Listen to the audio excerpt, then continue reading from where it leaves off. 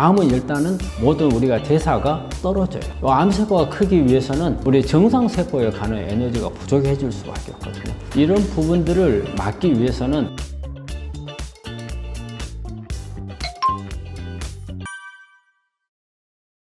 사실 이 성생활이 상당히 난제 중에 하나예요. 근데 결론 이야기하자면 암 환자의 성생활이 아주 중요하다는 거예요. 우리 환자들이 가끔 이런 거 물어봐요. 이 암 환자가 성생활을 하면은 암이 나빠지느냐? 그걸 물어보는 사람이 있고요. 또 하나는 내가 건강한 사람하고 성관계를 하게 되면 그 사람한테 암이 옮기는가? 이런 걸 물어보거든요. 근데 전혀 그렇지 않다는 거예요. 전혀 암은 이렇게 옮겨주는 병이 아니에요. 전염병이 아니에요. 내 몸 안에서 암세포는 내 몸 안에서만 크는 거지 내 몸을 벗어나는 순간 그거는 바로 괴사돼 버리는 거기 때문에 절대 그렇지 않고, 그 다음에 성관계를 해서 나빠지느냐? 그렇지 않고 오히려 더 좋을 수도 있고. 그래서 성생활이 아주 중요한데 이제 우리 환자들이 성관계를 하지를 못하는 경우가 많아요. 그거는 심리적인 부분이 첫째 하나 있어요. 왜냐하면 내가 암 환자야. 암 환자인데 내 남편한테 성관계를 하자고 할 때 저 사람이 아픈 사람이 무슨 놈의 성관계를 요구해? 이렇게 생각할 수 있단 말이에요. 또 남편 입장에서는 생각할 때 와이프가 암 환자인데 내가 아픈 사람을 놔두고 내 즐기자고 성관계를 하자게? 이런 서로 간에 이런 생각 때문에 안 이루어지는 경우가 많아요. 암 환자의 성생활이라는 것이 하나의 이렇게 주요 과제로서 이렇게 여러 가지 연구되어 있는 부분들이 많이 나오거든요. 보면은 서로 간에 그 교감을 해서 그런 부분을 털어놓고 이야기를 하고 이렇게 할 수 있는 그런 부분들을 만들면 되게 우리 암 환자들이 이게 성생활을 잘 하게 되면 어떤 부분들이 효과가 나느냐면요. 일단 스트레스가 줄어들어요. 내가 그냥 단순하게 환자가 아니고 내가 이렇게 하나의 인격체로서 상대방한테 존중을 아직 받고 있다. 이런 부분이라든지, 그 다음에 우울증 같은 거 올 수 있는데 그런 부분들도 줄여줄 수 있고, 그 다음에 불안증도 줄여줄 수가 있고, 그리고 자존감을 이제 얻을 수도 있어요. 그래서 이런 어떤 심리적인 부분을 높여주는 효과가 있고. 자, 그러면 어떤 치료적인 개념에서는 어떠느냐? 성관계. 우리 환자들이 그런 거 물어봐요. 더 나빠지느냐? 오히려 좋아진다는 거예요. 그러면 어떤 부분을 볼 수 있냐면 이론적으로 항암 역할도 할 수 있어요. 예를 들어서 이게 성관계를 하면 여성은 특히 호르몬 양성의 유방암 환자들 같은 경우는 그 여성 호르몬 때문에 암이 크는 거거든요. 그 반대가 남성 호르몬이거든요. 그럼 성관계에서 남성 호르몬이 나한테 넘어왔을 때는 오히려 암을 억제시킬 수 있는 이런 부분이 있고, 그 다음에 이제 남자들이 정액 같은 경우가 보면 그 C자를 하는 정액 속에 있는 것은 백혈병을 치료하는데 보조를 해줄 수도 있고, 그 다음에 그 안에는 면역세포 같은 게 또 들어있어요. 그 다음에 아연 같은 게 이런 것도 들어있고, 그래서 이런 부분들은 오히려 암을 앓고 있는 상대방한테 치료에 도움을 줄 수 있는 부분들이 있다는 거예요, 실제적으로. 그래서 어떤 심리적인 효과도 있고, 그 다음에 이렇게 관계를 함으로써 그 치료하는데도 도움이 될 수가 있기 때문에 가능하면 성관계는 유지하는 게 좋고, 심지어는 우리가 말기인 환자들도 성관계를 할 수 있으면 하라는 거예요.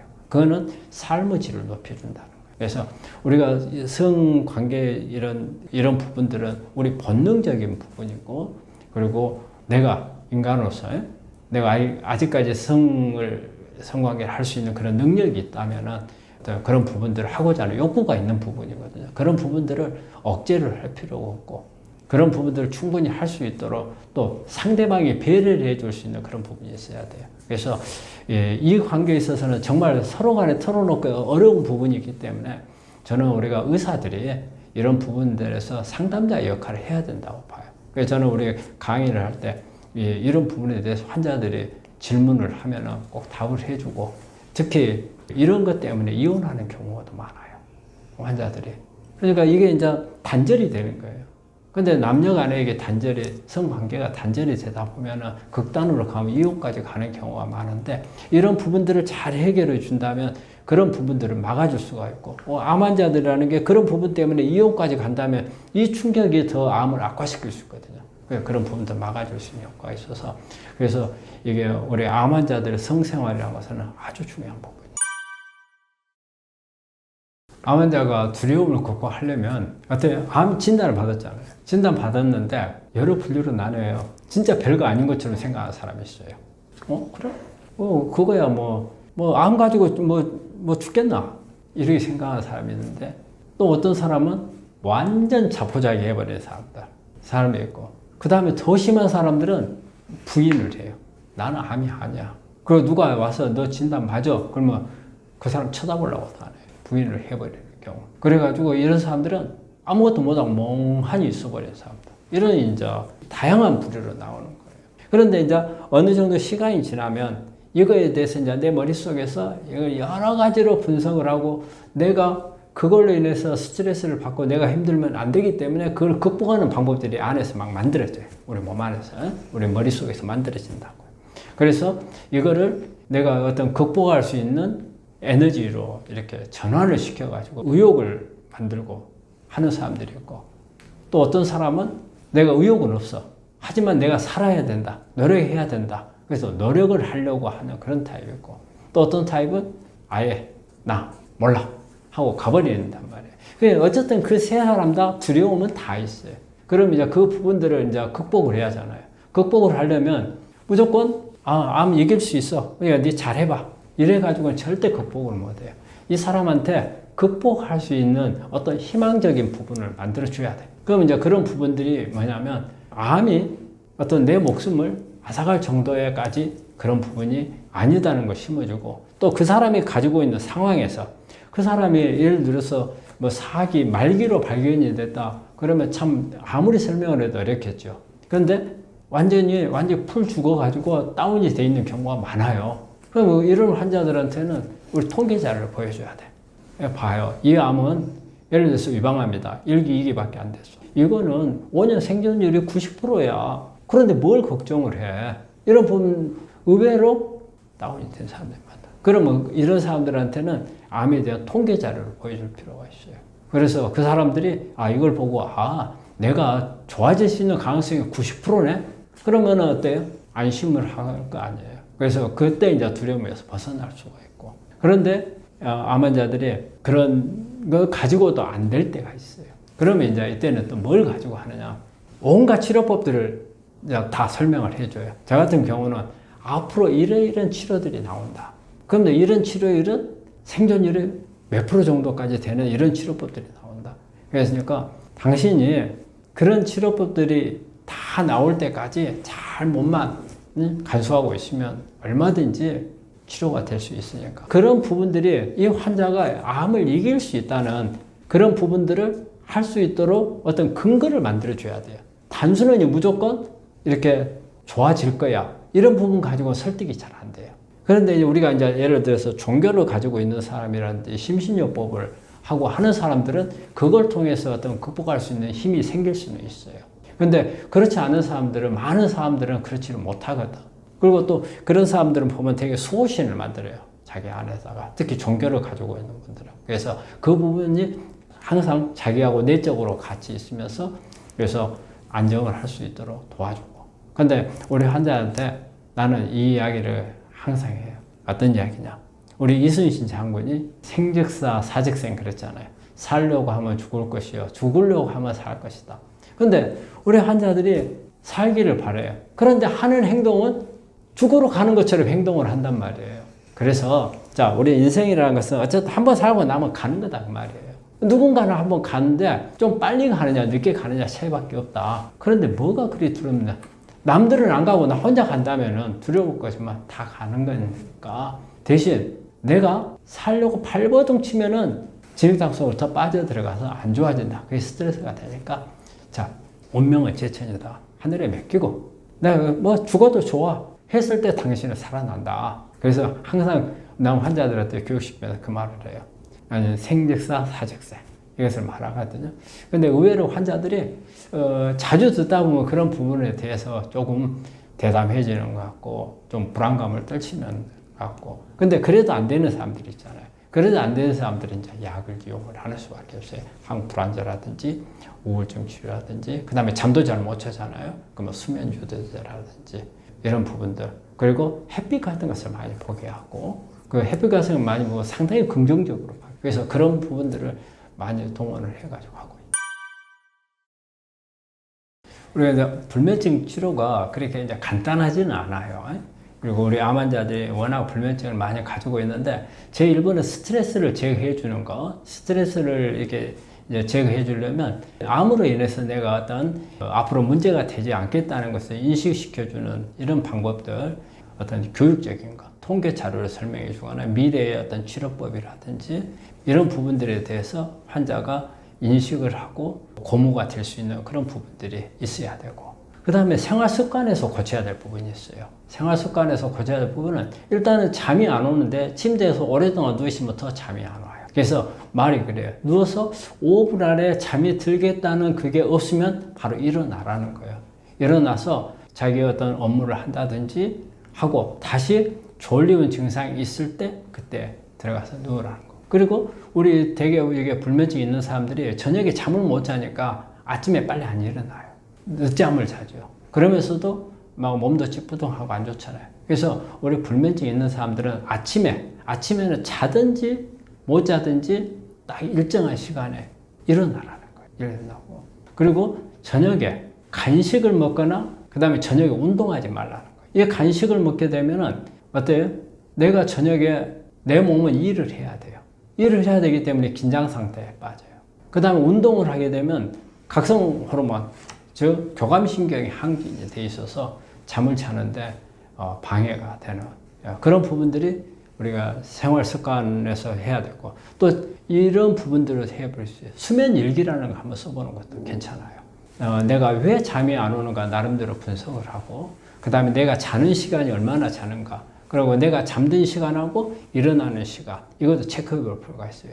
우리가 이게 잠을 자는 동안에 면역이 올라가는 게 가장 많이 올라가는 게 11시에서 3시 사이라고 그래요. 그러면 이때 멜라토닌이 가장 많이 올라와요. 그럼 내가 그 시간에 잠이 들었는가 안 들었는가 이런 부분도 체크해 보면 그 시간만큼이라도 충분히 잘 자면 수면 시간이 짧더라도 어떤 내 면역에 영향을 주는 부분들은 그거 가운데서 얻을 수 있는 부분들은 있어요. 그래서 그런 이렇게 수면 일기 같은 것을 이렇게 써보는 게 좋고, 그 다음에 이제 우리가 낮에 햇빛 같은 것을 자주 보면은 이제 이런 부분들이 수면에 도움이 되고, 그리고 이제 어떤 영양적인 부분에서 되게 보면은 우리 수면을 잘 오게끔 하는 부분들이 특히 이제 멜라토닌을 많이 만들어주는 이제 이런 영양소가 우리 멜라토닌 수면 호르몬이거든요. 그래서 이런 부분들을 공급해 줄 수 있는 이게 이제 마그네슘이나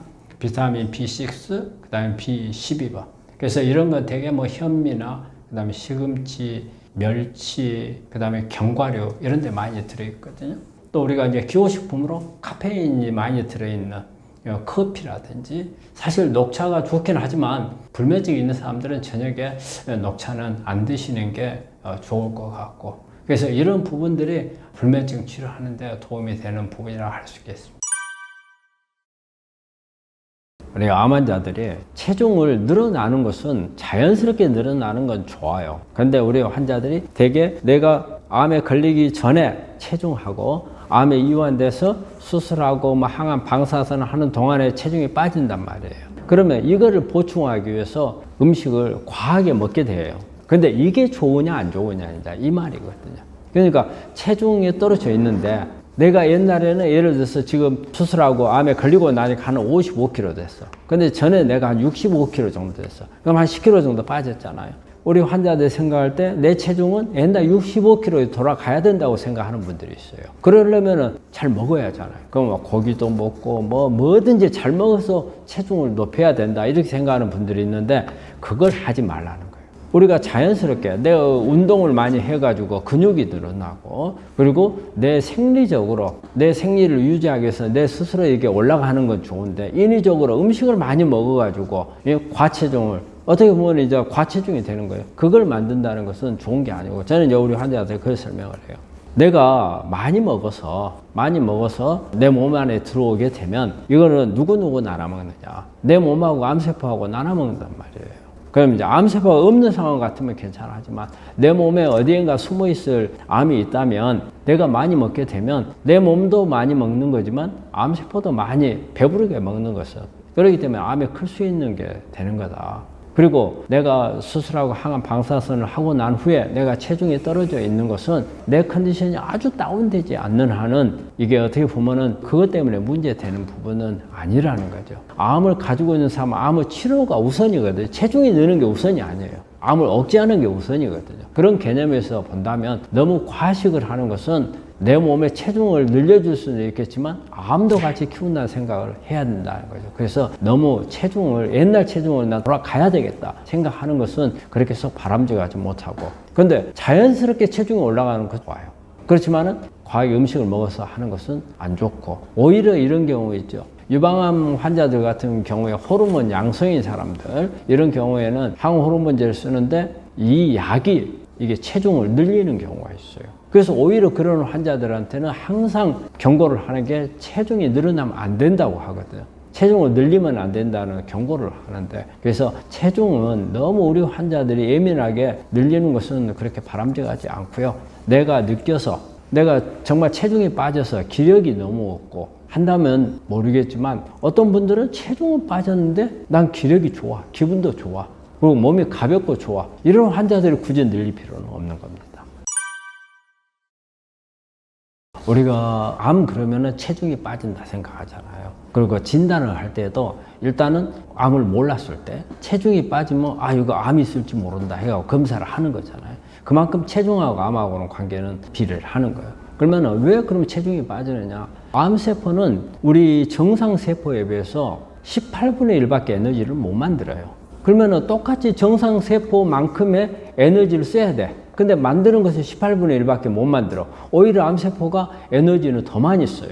왜냐하면 정상세포는 그대로 있지만 암세포는 커져야 되니까. 그러면 18분의 1 아니고 100분의 1, 이게 100배 이상을 더 만들어야 될 수 있어요. 그렇기 때문에 많은 에너지 소스가 필요해요. 그 음식이 많이 필요하다는 거예요. 그래서 우리가 정상세포가 소모되는 것보다 암세포가 소모되는 게 엄청 많이 소모를 시키죠. 그러니까 우리가 먹는 음식만 가지고 다 감당이 안 되니까 내 몸에 있는 뭐 지방 같은 걸 다 빼가 버리잖아요. 근육도 빼가 버리고 체중이 뚝 떨어지죠. 그래서 그 현상 때문에 이제 체중이 감소를 하는 거고, 그 다음에 이제 암세포가 없어져요. 이제 수술하거나 항암 방사선을 안 보여. 안 보일 때 그때도 체중이 별로 올라가지 않는 이제 이런 사람들이 있잖아요. 이거는 어떻게 보면은 생각할 수 있는 게 내가 암 걸리기 전에 내 몸이 정상에 비해서 체중이 오버가 돼 있었다고 생각할 수도 있었어요. 그렇잖아요? 오버가 돼 있었기 때문에 그만큼이 암에 걸리고 나서 수술 항암 방사선하고 나서 붙지 않는 부분이 있을 수 있고, 그리고 또 암에 걸리고 나면은 그다음부터는 어때? 항암 방사선하고 나면 이제 운동량을 많이 환자들이 늘릴 거 아니에요. 많이 운동도 많이 하고. 그렇게 되면은 어때요? 거기에 에너지를 많이 쓰기 때문에 체중이 늘지를 않고, 그 다음에 암에 걸리고 나서 대부분 환자들이 근육이 다 빠져요. 근육량이 빠진 만큼 근육은 빨리 회복이 안 되거든요. 그래서도 체중이 낮게 되는 거고, 그 다음에 이제 체중이 이제 올라가는 경우는 이제 다시 올라가는 경우는 되게 이제 근육이 늘어나면서 올라가거나, 또 이제 가장 나쁜 케이스는 지방이 쌓이는 거잖아요. 근데 지방이 쌓이는 것은 그걸 막기 위해서 우리 체중 올리지 말라고 하는 거니까, 체중하고 이런 암하고 관계는 저는 체중을 가능한 늘리지 않는 게 좋고, 또 상황에 따라서 어떤 우리가 인위적으로 이렇게 체중은 만들어지는 것보다는 그 암하고 그 상관관계에서 생리적인 과정에서 에너지 대사 상에서 체중이 줄어들고 하는 부분을 만들어지는 거죠. 우리 이제 암 환자들이 이제 그 만성 피로가 오죠. 그래서 만성 피로가 오는 거는 몇 가지로 볼 수 있어요. 암이라는 것 때문에 피로가 올 수가 있습니다. 암은 일단은 모든 우리가 대사가 떨어져요. 암세포가 크기 위해서는 우리 정상세포에 가는 에너지가 부족해질 수밖에 없거든요. 그리고 암을 가지고 있는 사람들은 미토콘드리아 기능이 떨어지게 돼요. 항암제라든지 여러 가지 뭐 수술, 방사선을 통해서 우리가 이제 체력이 떨어지니까 이제 피로도가 쌓이게 되고, 이런 부분들이 어느 정도 이게 급성기에 대한 항암 치료가 끝나더라도 그게 꾸준히 유지되는 경우가 많거든요. 그래서 이런 부분들을 막기 위해서는 일단은 저는 기저질환이 있는가부터 좀 살펴보라고 그래요. 우리 암 환자들이 기저질환으로서 피로가 올 수 있는 것은 되게 갑상선 질환인 경우가 많거든요. 갑상선 기능 저하증이 있게 되면 그 에너지 생산 능력이 떨어져요. 그래서 모든 세포에서 미토콘드리아에서 에너지 만드는 능력이 떨어지기 때문에 피로도가 쌓이게 되고, 또 우리가 부신 기능을 보거든요. 부신 기능이 떨어진 경우에도 마찬가지로 피로도가 쌓이게 되죠. 그래서 기저질환이 있으면 기저질환을 해결해 줘야 되고, 우리 암 환자들은 여러 가지 항암이나 수술, 방사선 하는 가운데 발생한 이제 피로가 이제 상당히 많다고 봐야 되거든요. 이런 부분들을 해결하는 것은 되게 운동을 첫째 번해요. 운동을 좀 열심히 해야 됩니다. 그래서 운동이라고 하면은 너무 막 어떤 무리한 운동보다는 평소 때 아주 1시간 정도 유산소 운동을 권하고 약간의 근력 운동도 포함은 돼야 되겠죠. 그래서 운동이라든지, 짜증이 나면은 피로도가 더 쌓이거든요. 이건 스트레스예요. 암 환자는 스트레스가 참 많죠. 항상 머릿속에 암이라는 어떤 커다란 우리 머릿속에 먹구름을 하나를 끌고 다니는 것 같거든요. 그래서 이런 스트레스를 줄이는 것도 하나의 우리 피로를 줄이는 방법이 되겠고, 그리고 또 하나는 우리 수면도 중요해요. 수면을 우리가 잠을 잘못 자고 나면 그 다음날 찌뿌둥하니 컨디션이 좋지 않잖아요. 마찬가지로 숙면을 취하지를 못하면은 환자들의 피로도가 엄청 쌓이게 되거든요. 그래서 그런 부분들을 해결해야 되고, 그리고 또 마찬가지로 음식을 골고루 균형 있는 음식을 잘 먹고, 우리가 항산화제가 충분히 포함된 어떤 과일이나 야채라든지 이런 건강식을 섭취를 하는 게 피로도를 줄일 수 있다고 생각합니다. 우리 암 환자가 식욕 부진이 오는 경우는 대개 이제 어떤 항암을 한다든지 수술을 한다든지 방사선을 하는 동안에 이제 입맛이 없어져 버리는 걸 말하거든요. 그래서 어떤 약물에 의해서 입맛이 없어지는 경우도 있고, 수술을 하고 나면 수술 회복하는 동안에 우리가 장 기능이라든지 이런 것이 돌아오지 않기 때문에 할 수 있는 부분들이 있고, 그 다음에 방사선 같은 경우도 상당히 피로가 많이 쌓이는 그런 치료법 중에 하나거든요. 그래서 이제 식욕이 없어지는 경우가 있어요. 이런 경우는 이제 원인을 이제 없애주는 게 중요하죠. 그럼 항암을 할 때 식욕 부진이 심하면 뭐 약을 조절한다든지, 그 다음에 우리가 수술이나 이런 것은 어떤 회복을 할 수 있는 방법하고 같이 겸해서 이런 부분들이 해결이 되면 식욕부진 해결이 될 건데, 이런 부분들하고 같이 결부해서 여러 가지 요소들이 이제 많이 참여를 하죠. 우리가 환자분들이 침대에서 오랫동안 누워 있으면은 일반 사람들도 누워 있으면 입맛이 떨어지는 게 있고, 또 우리가 움직이지 않았을 때 입맛이 많이 떨어진단 말이에요. 기력이 떨어지면서. 그래서 이제 그렇게 이제 오는 이 경우라든지 여러 가지 이제 상황이 올 수가 있는데, 그럼 이제 이런 부분들을 이제 어떻게 해결을 할 건가? 가장 좋은 거는 저는 그래요. 어떤 음식이 그 환자한테 맞을 수 있는 음식을 좀 만들어 주는 게 좋다. 또 조리법도 좀 변화를 주고, 또 우리 환자들이 제가 이제 경험으로 보면은 우리 환자분들이 이게 병원에서는 밥을 잘 안 먹어요. 그런데 똑같은 밥도 밖에 나가서 사서 먹고 들어온단 말이에요. 그럼 잘 먹고 왔다고 그래요. 그래서 뭘 먹었느냐 물어보면 특별한 음식이 아니에요. 그런데 이런 경우가 이제 어떤 분위기라든지 어떤 환경이라든지 이런 부분들의 영향을 받는다는 거거든요. 단지 내 미각이 변해서 그렇다기보다도, 그렇기 때문에 이렇게 새로운 분위기를 바꿔주는 이런 부분들도 아주 중요하고요. 그 다음에 운동 같은 걸 좀 하는 것도 도움이 돼요. 운동을 하게 되면 어때요? 약간 허기가 지거든요. 우리 말이 있잖아요. 이제 시장이 반찬이라고. 그래서 운동 같은 걸 하게 되면은 허기가 지면서 입맛을 약간 돌아올 수 있게끔 도와주는 그런 게 있고, 그리고 우리가 스트레스를 받으면 입맛이 없어요. 스트레스 받으면 우리 교감신경이 항진이 되면서 입맛이 떨어지거든요. 그래서 이런 스트레스를 줄이는 방법, 이런 스트레스를 줄이는 방법은 어때요? 여러 가지 뭐 명상이라든지 아니면 심신요법이라든지 이런 부분들 하거나, 아니면 가족들하고 어떤 대화를 많이 하게 되면은 이런 가운데 기분이 풀어지게 되고 또 음식을 먹게 되는 이런 부분이에요. 그리고 또 잠을 잘 자야죠. 잠을 못 자면 우리 아침에 잠 못 자는데 일어나면 밥입맛 있어요? 없잖아요. 마찬가지거든요. 그렇지 않아도 여러 가지 스트레스라든지 암으로 인한 피곤한 이런 상태에서 잠까지 잘 못 자게 되면 그만큼 어려워지고, 그리고 우리가 이 식욕이 떨어질 경우에는 우리 몸에서 어떤 항산화 이런 부분들을 좀 같이 보충해 주는 게 좋거든요. 이런 거는 비타민이라든지 미네랄이라든지 이런 게 보면은 신선한 야채라든지 이런 데 많이 들어있잖아요. 이런 부분들을 보충해 주는 게 좋고요. 그리고 또 우리가 장 문제하고도 관련이 많아요. 우리가 특히 구내염 같은 게 있으면은 미각이 떨어지면서 입맛이 없어지거든요. 그래서 이제 구내염 같은 것을 해결해 주는 방법. 그리고 또 우리 장 기능 개선도 중요해요. 왜냐하면 우리가 속이 더부룩 하거나 변비가 있거나 그러면 식욕이 없거든요. 그러면 변비를 해결해 주고, 그리고 아니면 배에서 헛배가 찬다든지 아니면 복통이 있다든지 아니면은 우리 위 같은 경우에 더부룩 하다든지 이런 부분들이 있으면 그걸 해결해 주는 치료, 뭐 유산균을 준다든지 아니면 소화제를 준다든지 이런 방법들을 하고, 그리고 또 우리 위 안에 증상들이 있을 경우에도 그렇거든요.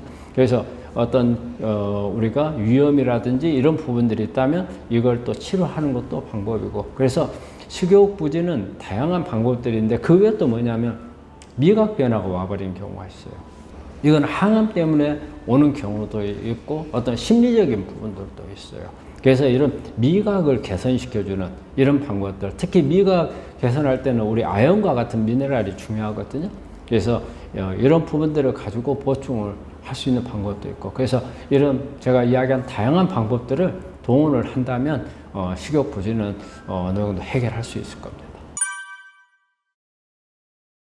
우리 이제 암 환자분들이 피부에 트러블이 생기는 이제 이런 부분들은 되게 이제 항암을 하게 되면은 항암 약물에 의해서 피부 트러블이 생길 수가 있고, 또 우리가 이제 수술을 하고 나면은 수술 상처가 회복하거나 또 수술 상처에 감염이 생겨서 어떤 문제들을 일으킬 수 있고, 또 수술하는 가운데 사용했던 약물에 의한 부작용 같은 거, 그리고 방사선을 하게 되면 그 방사선에 의한 여러 가지 화상을 입는 이런 부분들이 생길 수 있거든요. 그리고 또 어쨌든 우리가 암이라고 하는 병을 치료하는 동안에 여러 가지 면역이 떨어지고 또 식사를 잘못하고 하는 가운데서 피부에 여러 가지 트러블들이 생길 수가 있거든요. 그래서 이것도 마찬가지로 어떤 원인이 되는 부분들을 찾아서 원인을 없애주는 게 가장 중요하죠. 예를 들어서 항암 약물을 쓰는 경우는 너무 심하면 약물을 줄여야 되겠죠. 그래서 약물을 조절하는 방법. 수술을 하고 나서 오는 이런 경우는 감염이 왔으면 감염에 대한 부분,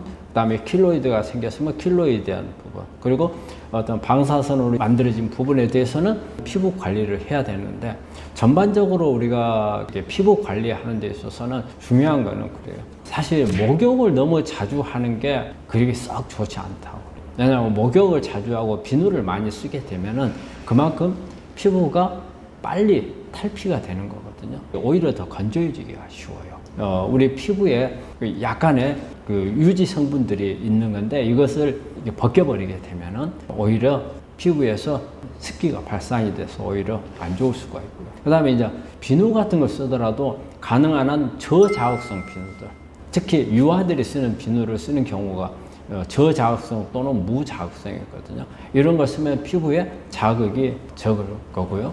또 그리고 음식을 먹는 것에 있어서도 우리가 음식을 먹을 때 가능한 한 신선하고 미네랄이 좀 충분하고 또 오메가3 같은 게 많은 이런 음식들을 먹게 되면 피부 안에 세포 탈수를 막고 세포막이 튼튼해지면서 피부가 좋을 수가 있거든요. 그래서 그런 부분. 그리고 물을 많이 마시는 것도 아주 중요합니다. 물을 많이 마시면은 세포가 훨씬 더 탄탄해지고 그 탄력성이 있거든요. 그래서 이런 관리를 하는 게 좋고요. 그리고 우리가 가능하면은 비누를 사용할 때도 주의해야 되는 게, 우리가 일반적으로 쓰는 비누가 있고 요즘에는 물비누 같은 걸 많이 사용을 하는데 물비누는 오히려 더 해로울 수 있다는 거죠. 그래서 자극성이 있는 경우가 더 많을 수 있거든요. 그래서 물비누 같은 거 이런 부분들을 피하는 게 좋고, 그리고 만약에 어떤 피부 트러블이 생겼을 경우에 이런 부분들을 가지고 해결이 안 되면 약을 사용하게 되는데, 이때 우리가 일반적으로 쓰는 게 항히스타민 제제나 스테로이드 제제를 쓰거든요. 근데 항히스타민 제제를 쓰는 것은 괜찮아요. 그런데 스테로이드 제제는 가능한 한 써서는 안 되고, 스테로이드는 또 면역을 떨치는 그런 효과가 있거든요. 썩 좋지 않고요. 그리고 또 하나 주의점은 우리가 이렇게 피부가 트러블이 생겼을 때 긁거나 문지르거나 압박을 가하거나 상처를 내거나 이런 부분들도 절대 해서는 안 되는 부분 중에 하나입니다. 우리가 항암을 할 때 탈모가 오는 경우도 보면은 다 세포독성 항암제 때 오거든요. 모공세포에 혈액순환이 잘 안 돼서 오게 되고, 여기에 산화물들이 모공세포를 파괴해가지고 탈모가 오는 거거든요. 그리고 우리가 항암제가 왜 머리카락이 타겟이 되냐면, 우리가 머리카락은 상당히 빨리 자라는 세포 중에 하나거든요. 그렇잖아요. 우리가 손발톱, 머리카락 이런 부분들은 빨리 자라는 그 세포 중에 하나거든요. 그래서 빨리 자라기 때문에 타겟이 돼요.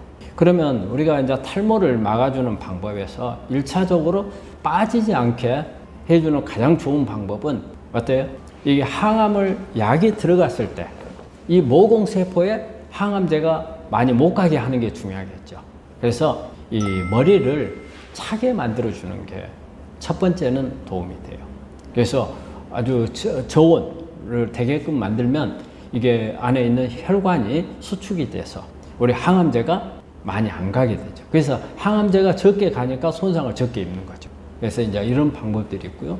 그리고 이제 만약에 항암이 끝나고 나서는 또 어때요? 항암제가 이제 사라져 버리고 났을 때는 혈액순환이 빨리 돼서 모공세포가 손상받지 않고 남아있는 부분들이 회복을 할 수 있게끔 빨리 만들어줘야 되거든요.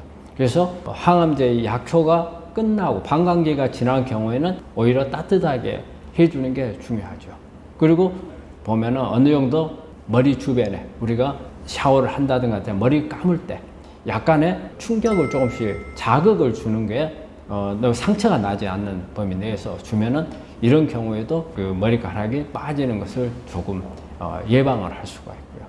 그리고 샴푸라든지 이런 부분들을 사용을 하게 되면 모발 손상이 더 올 수가 있으니까 가능한 한 비누를 사용을 해서 감는 게 도움이 된다고 보고요. 그런데 이제 만약에 탈모가 돼버린 경우에 우리 환자분들이 상당히 걱정을 하는 부분이 많아요.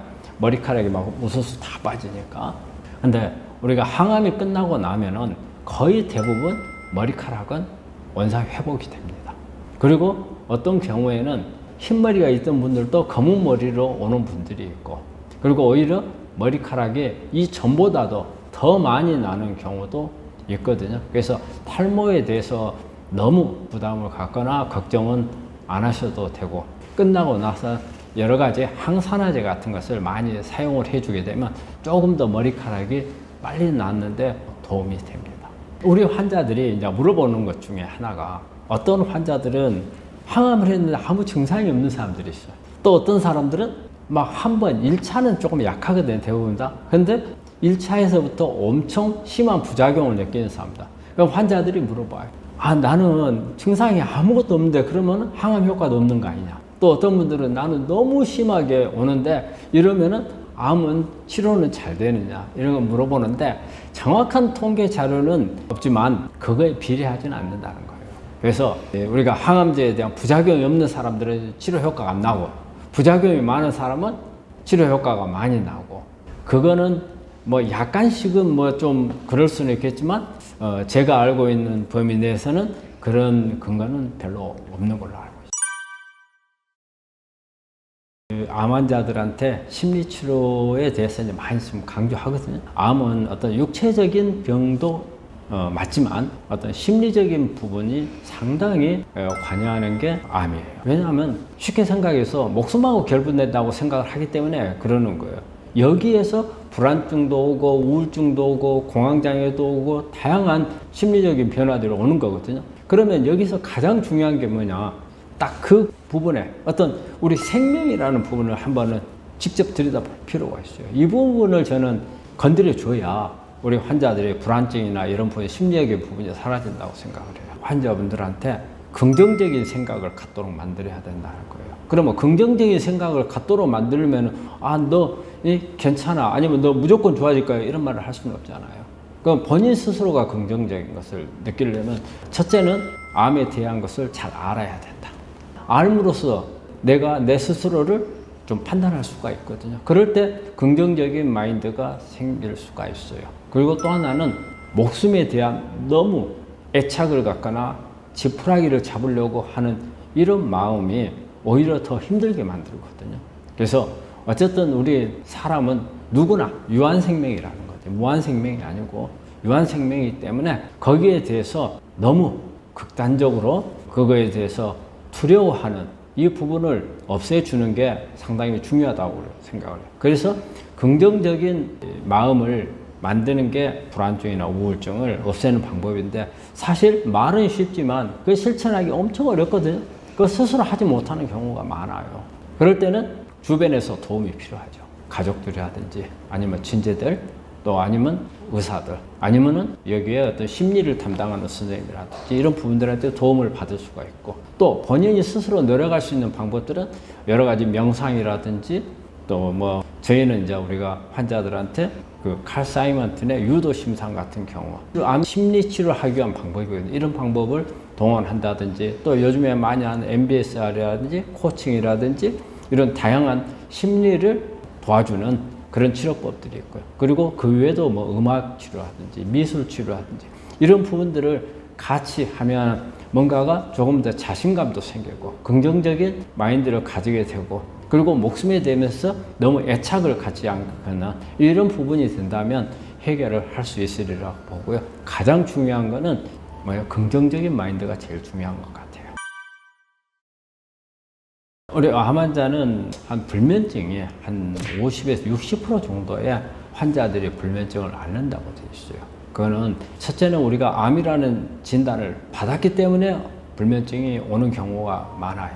이 암이라는 진단에서 어떤 불안감, 그 다음에 우울증, 공포감, 막 분노 이런 부분들이 다 쌓여가지고서 잠을 못 자게 되는 거죠. 그 스트레스 받아서 그런 경우가 있고 또 수술이라든지 항암이라든지 여기에 따르는 부작용으로 인해서 통증이 나온다든지 아니면 하고 나서 뭐 화장실을 뭐 자주 간다든지 또 대장암 같은 경우는 금방 변 보고 싶은 생각이 막 들어서 잠을 못 잔다든지 또 근골격계 이렇게 통증이 나오는 경우가 있거든요. 그리고 누워 있으면은 막 온몸이 개이니까 또 이제 이런 부분이라든지 그래서 이제 이런 부분들을 같이 제거를 해줘야 우리가 이제 잠을 잘 수 있잖아요.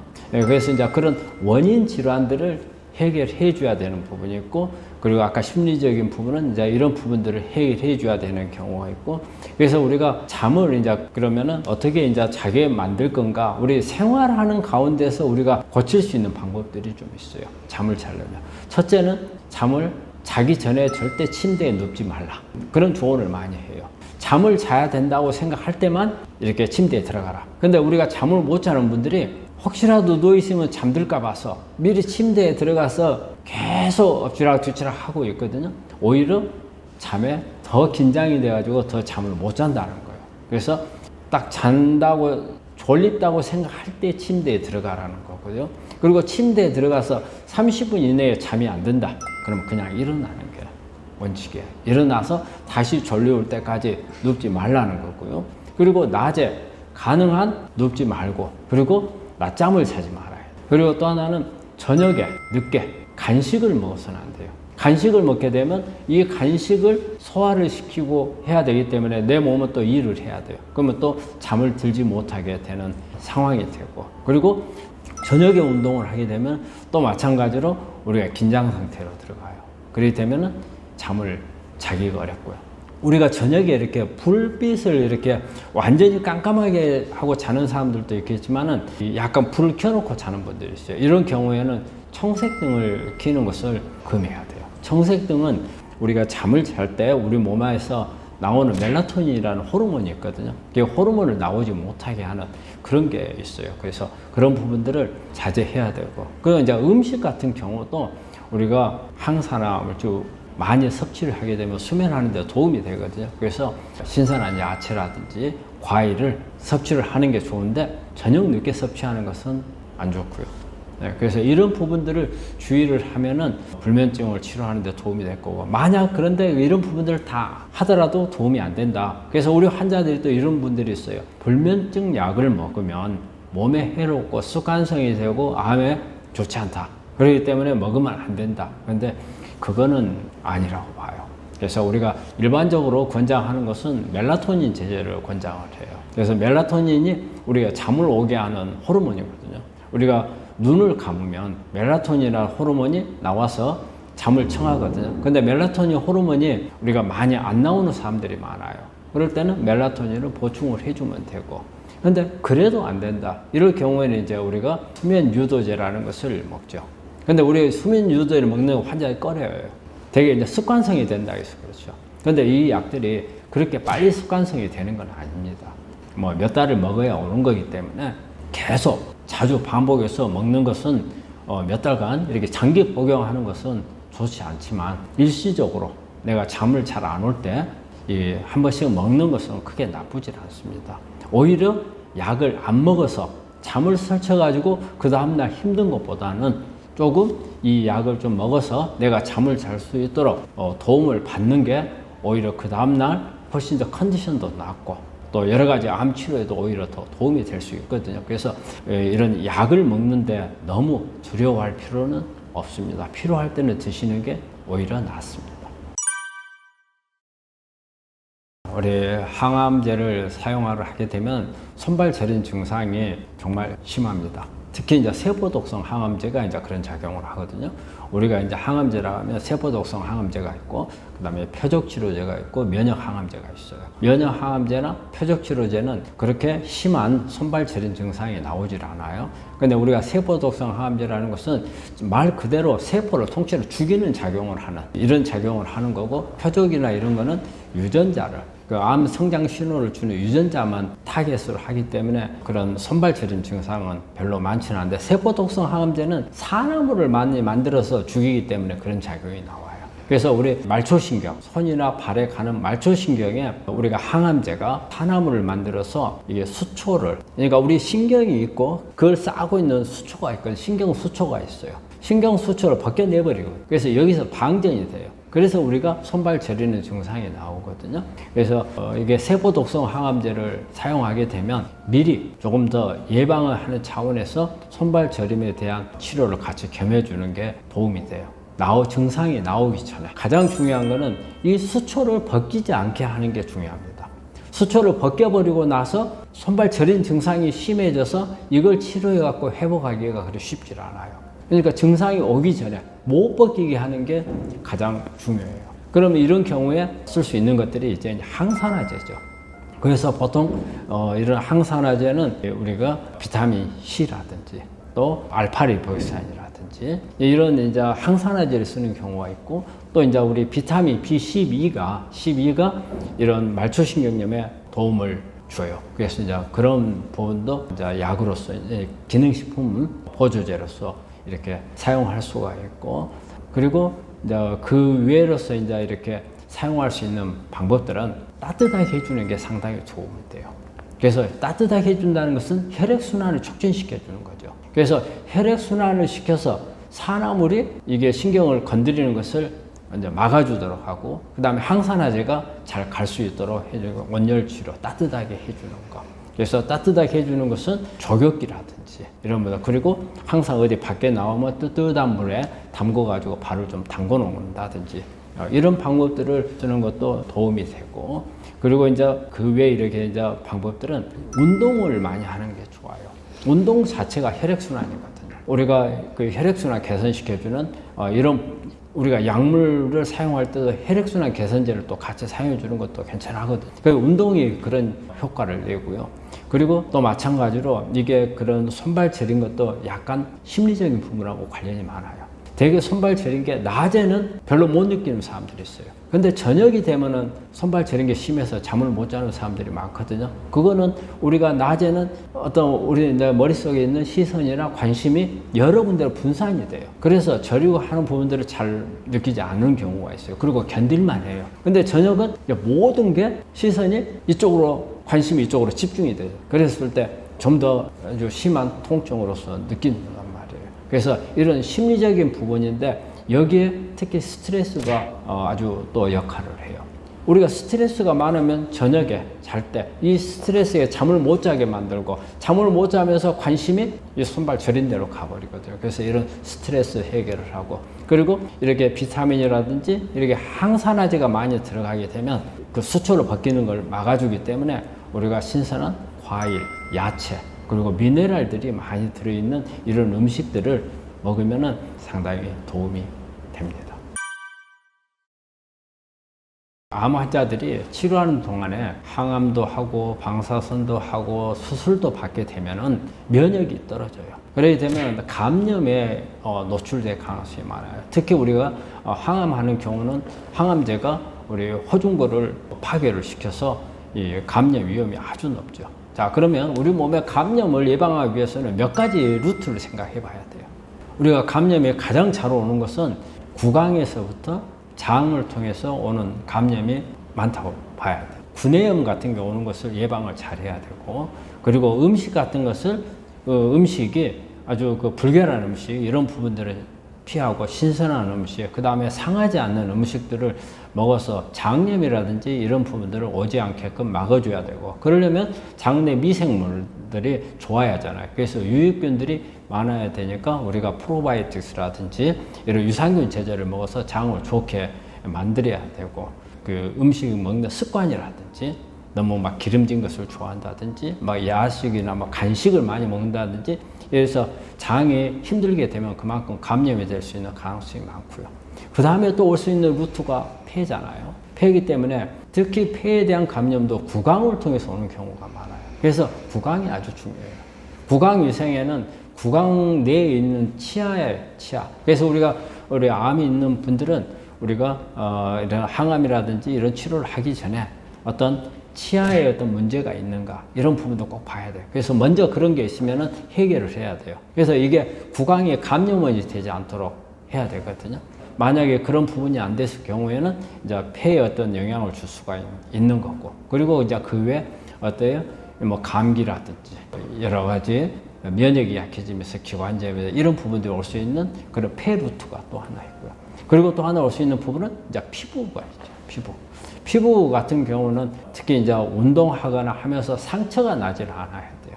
상처가 나면은 그만큼 면역이 떨어지기 때문에 상처가 빨리 낫질 않아요. 그래서 우리가 살짝 뭐 바늘에 찔린다든지 이런 것도 보면은 가볍게 생각하는데 면역이 떨어졌을 때는 이게 큰 감염이 될 수가 있어요. 그래서 피부 관리도 잘 하셔야 되고, 또 하나는 우리가 요로를 통해서 올 수 있는 부분이 있어요. 특히 남자들보다는 여성들은 요로가 짧아요. 그래서 한 3cm 정도밖에 안 되기 때문에 어떤 질의 위생 상태가 좋지 않으면 방광염이나 요도염 아니면은 신우염까지도 올 수 있는 이런 부분들이 있어서, 그런 증상들이 있게 되면 그만큼 다른 일반 사람들에 비해서 증상이 좀 심해지죠. 면역이 떨어져 있기 때문에. 그래서 이런 부분들을 걸리지 않도록 예방을 해야 되기 때문에 위생 관리를 철저히 하고 음식 관리를 철저히 해야 되고, 그리고 우리가 밖에 돌아다닐 때 마스크 같은 거 잘 쓰는 게 좋고, 특히 매연이라든지 이런 황사라든지 폐에 좋지 않은 영향을 줄 수 있는 부분들을 막기 위해서는 가능한 한 외출을 그렇게 자주 하는 것은 좋지 않고, 공기 좋은 곳에 가 있는 것도 그런 방법 중에 하나고, 아니면 꼭 마스크를 나갈 때는 쓰는 이런 방법들을 이용을 하는 게 도움이 되고, 특히 요로 계통에서는 질에 있는 위생이 중요하고, 그리고 특히 여성들 소변을 오래 참는 게 감염의 원인이 되거든요. 그래서 항상 소변을 잘 보는 거, 오래 참는 것은 좋지 않습니다. 이런 부분들을 주의를 해야 된다고 생각을 합니다. 항암 이제 약물을 사용을 하게 되면 우리가 구강세포도 아주 빨리 성장하는 세포로 구성이 점막에 세포가 되어 있기 때문에 타격을 많이 입어요. 세포가 파괴가 돼요. 일단은 제일 먼저 잘 오는 게 구강에 잘 오는데, 구강에 세포에 파괴가 돼서 2차적으로 감염이 와가지고 구내염이 발생을 하죠. 그래서 구내염이 발생을 하게 되면 음식 먹기도 어렵고, 또 미각이 떨어지기 때문에 입맛도 떨어져서 식욕도 없어져 버리고, 그리고 통증도 아주 심해지는 이제 이런 부분들이거든요. 그래서 어떻게 해서든지 구강 건강을 유지하게끔 해주는 게 좋은데, 제일 중요한 것은 자극성 있는 음식을 피해야 되는 거라고. 그래서 자극성 있는 짜고 맵고 그다음에 거친 음식 이런 부분들을 피해줘야 구강에 상처를 입지 않게끔 할 수가 있는 거고, 미각을 상실이 되는 경우가 있거든요. 그래서 미각을 갖다가 회복시켜 주기 위해서는 미네랄이 필요해요. 그래서 특히 아연이라든지 그리고 이제 마그네슘이라든지 이런 부분들을 이제 보충해 주는 게 좋고, 그리고 구강 안에서 상처가 나지 않도록 하는 게, 그래서 구강 청결이 중요해요. 칫솔질을 하는 거라든지, 그것도 칫솔도 아주 부드러운 걸로, 거친 것은 어때요? 이빨 치주에 손상을 입어서 치은염이 발생한다든지 아니면 심하면 치주염이 온다든지 이런 부분들이 있게 되면 훨씬 더 악화가 되고 통증이 많이 나오잖아요. 그래서 이제 그런 부분, 그래서 그 구강 위생을 위해서 사용하는 부분들도 우리가 보면은 뭐 포비돈으로 각을 하는 방법이 있고 여러 가지가 있는데, 저는 우리 환자들한테 산화질소가 상당히, 제 경험으로 했을 때 산화질소가 상당히 효과가 있는 것 같아요. 그래서 그런 부분들을 권하고, 그리고 구강을 건조하게 만들면 안 돼요. 건조하게 만들면 그만큼 안에 건조해지면서 구강 세포가 그렇지 않아도 항암 제거 때문에 아주 힘들어하고 있는데, 건조해지면 파괴가 더 빨리 돼서 감염이 더 쉬워지거든요. 그래서 건조해지지 않도록 하는 방법, 특히 이제 물 같은 것을 좀 많이 마시고, 그 다음에 항상 구강이 건조해지려면 건조하지 않는 이런 방법들을 나름대로 연구를 해서 하는 이런 부분들이 중요한 것 같아요. 암 환자들이 대개 이제 인지 기능이 떨어지는 경우는 대개 제일 많은 것은 항암 약물을 사용한 경우에 인지 기능이 많이 떨어져요. 그래서 우리가 암 환자들이 보통 보면 인지 기능이 떨어지는 경우가 한 50%에서 한 60% 정도 인지 기능이 떨어진 걸로 되어 있어요. 그리고 만약에 이제 이런 항암이나 다 끝나고 났을 때 약간 회복되지만 회복이 되지 않는 경우도 있거든요. 그래서 우리 환자들이 항암을 하고 나서 나 기억력이 없어졌다고 하는 사람들이 많은 분들이 그걸 호소를 해요. 그래서 인지기능 장애는 그러니까 암이 악화될수록 인지기능 장애가 좀 더 심하다고 그래요. 그래서 이런 인지기능 장애를 치료해야 될 이제 이런 부분들도 많이 있거든요. 근데 제일 중요한 부분은 원인 제거예요. 그럼 원인 제거라는 것은 항암이라든지 이제 이런 부분들인데, 여기에도 보면은 심리적인 부분이 있어요. 암이라는 진단을 받고 여기에 대한 어떤 불안감이라든지 우울증이나 공포스러운 이런 마음이 인지 기능을 떨친다고 그래요. 그래서 이런 부분들이 원인이 되거든요. 그러면 우리가 그러면 이제 어떤 부분들을 해줘야 되냐? 어쨌든 우리가 인지 기능은 뇌에서 떨어지는 거거든요. 그래서 뇌 세포를 활성화시켜주는 방법, 특히 이제 오메가3라든지 그 외에 이제 어떤 비타민이라든지 항산화제들을 좀 많이 사용을 하는 게 예방해 줄 수 있는 이런 방법이 되고요. 또 심리적인 부분이 인지 장애를 일으키는 경우가 많거든요.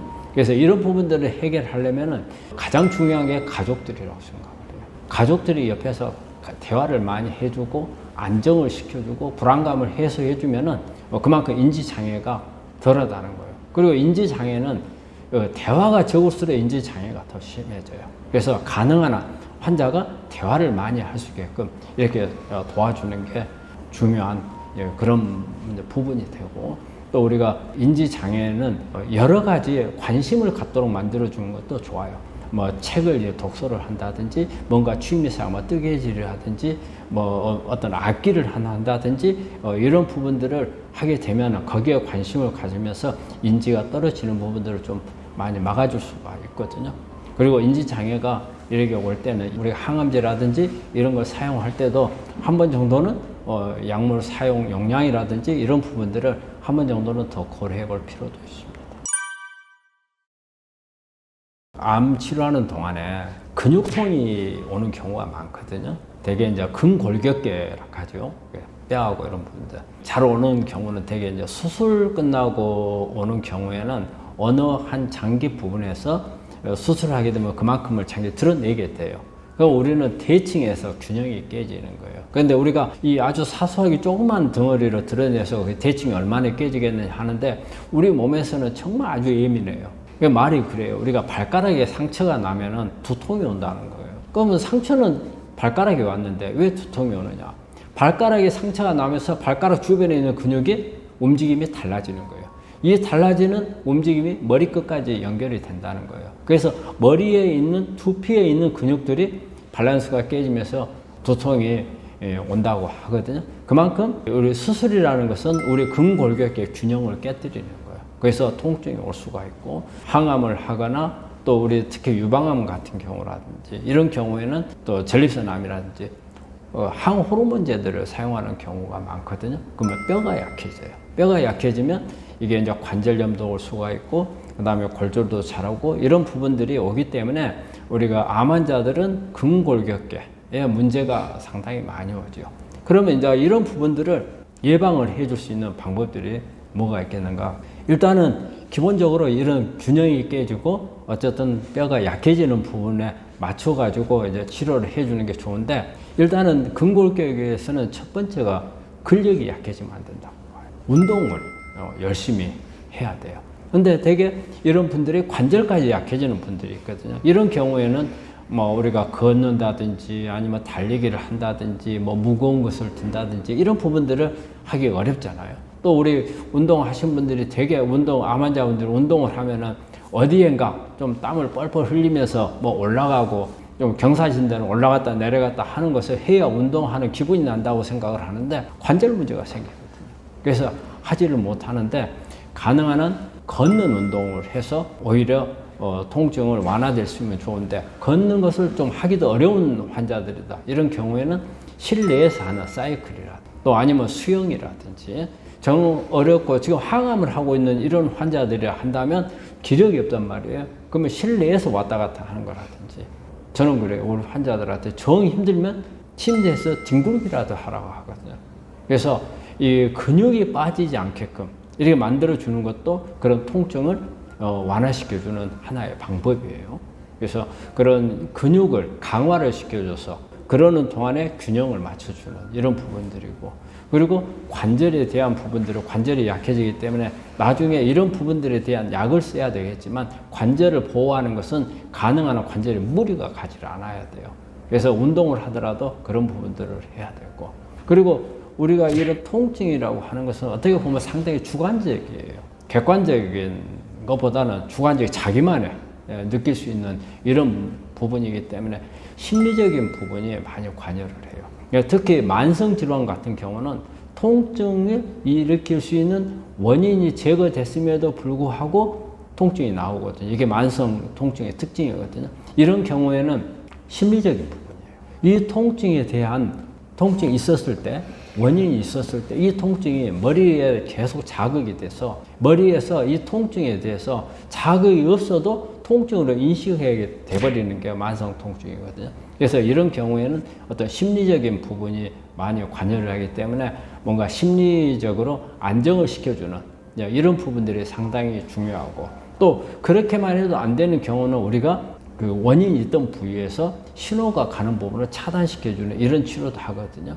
그래서 그런 심리적인 부분, 그리고 또 통증에는 그 수면도 관여를 해요. 우리가 잠을 잘못 자면은 평소에 아프지 않던 사람들도 여러 가지 몸이 찌뿌둥하고 머리가 아프고 뭐 어깨도 아프고 하잖아요.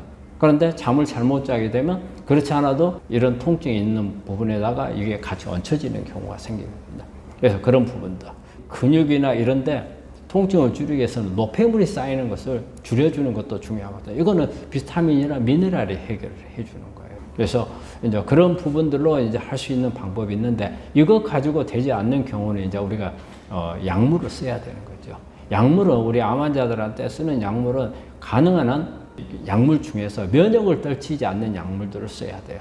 근데 우리가 일반적으로 엔사이드라고 하는 약제들이 있거든요. 진통제, 일반적인 뭐 브루펜이라든지 뭐 디클로페나 뭐 이런 약제들은 되게 엔사이드라고 돼 있는 이런 약제들은 진통 효과는 좋지만 이 면역을 억제를 해요. 그래서 가능한 한 이런 약제들은 쓰지 않는 게 좋고, 그래서 우리가 비마약성으로 일반적으로 권하는 약제들은 대개 이제 타이레놀이나 아니면은 트라마돌 계통의 약을 환자한테 권하고, 근데 그렇게 해도 조절이 안 되는 경우에는 어쨌든 마약성 있는 그런 약제들을 쓸 수밖에 없는데, 이런 마약제를 사용하는 경우에는 꼭 필요한 경우, 정말 견딜 수 없는 경우에만 사용을 해야 한다고 생각을 해요.